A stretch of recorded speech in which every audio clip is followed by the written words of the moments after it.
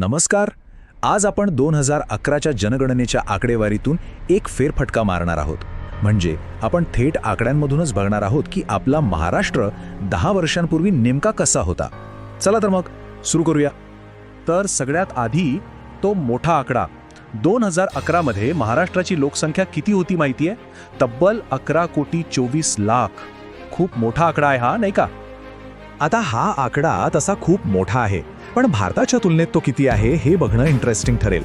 तर 2011 साली भारताच्या एकूण लोकसंख्येपैकी तब्बल 9.28% लोक ही महाराष्ट्रात होती. सोप्या भाषेत सांगायचं तर देशातल्या प्रत्येक 100 माणसांमागे साधारणपणे 9 माणसं आपल्या महाराष्ट्रात राहत होती. चला तर मग या लोकसंख्येच्या आकड्यांमध्ये जरा अजून खोलात जाऊया.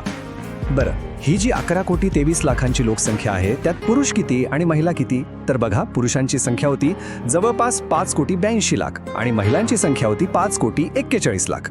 हे आकडे लक्षात ठेवा, कारण पुढे जेव्हा आपण लिंग गुणोत्तरावर बोलू ना, तेव्हा हे महत्त्वाचे ठरणार आहेत. एवढी सगळी लोकसंख्या, पण ती राहते कुठे? म्हणजे सगळीकडे सारखीच पसरलेली आहे का? चला आता बघूया लोकसंख्येच्या घनतेबद्दल. आणि हो, सर्वात जास्त गर्दीचा जिल्हा कोणता होता ते सुद्धा. तर 2011 मध्ये महाराष्ट्राची लोकसंख्येची घनता होती 365. आता याचा अर्थ काय? म्हणजे सरासरी एकाच चौरस किलोमीटरच्या परिसरात 365 लोक राहत होते. यावरून आपल्याला एक अंदाज येतो की राज्यात लोकांचं वास्तव्य कसं विभागलेलं आहे. पण थांबा, ही तर झाली सरासरी, ॲव्हरेज. खरा प्रश्न तर हा आहे की मग सगळ्यात जास्त लोकसंख्या कुठल्या जिल्ह्यात होती? आहे का काही अंदाज? विचार करा जरा. तर तो जिल्हा होता ठाणे. हो, 2011च्या जनगणनेप्रमाणे ठाणे जिल्हा हा महाराष्ट्रातला सर्वात जास्त लोकसंख्येचा जिल्हा होता. चला आता एका खूप महत्त्वाच्या विषयाकडे वळूया. तो म्हणजे लिंग गुणोत्तर किंवा सेक्स रेशो. हा फक्त एक आकडा नाहीये, तर यातून आपल्याला समाजाच्या स्थितीबद्दल खूप काही कळतं. मग हे लिंग गुणोत्तर म्हणजे नेमकं काय? अगदी सोपं आहे. प्रत्येक 1000 पुरुषांमागे स्त्रियांची संख्या किती आहे हे सांगणारा आकडा म्हणजे लिंग गुणोत्तर. तर 2011 मध्ये आपल्या संपूर्ण महाराष्ट्राचा हा आकडा होता 929. म्हणजे काय, तर राज्यात दर 1000 पुरुषांमागे 929 स्त्रिया होत्या.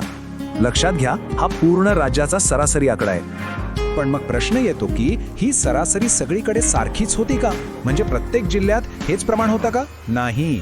चला बघूया जिल्हानिहाय काय परिस्थिती होती. आणि इथे चित्र एकदम इंटरेस्टिंग आहे. 2 टोकं बघा. एका बाजूला आहे रत्नागिरी जिल्हा, जिथे लिंग गुणोत्तर आहे तब्बल 1122, म्हणजे 1000 पुरुषांमागे 1122 स्त्रिया. आणि दुसऱ्या बाजूला अगदी विरुद्ध चित्र आहे मुंबई शहराचं, जिथे हाच आकडा आहे फक्त 832.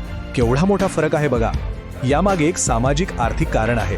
रत्नागिरी सारख्या भागातून अनेक पुरुष रोजगारासाठी मुंबई पुण्यासारख्या मोठ्या शहरांमध्ये स्थलांतर करतात.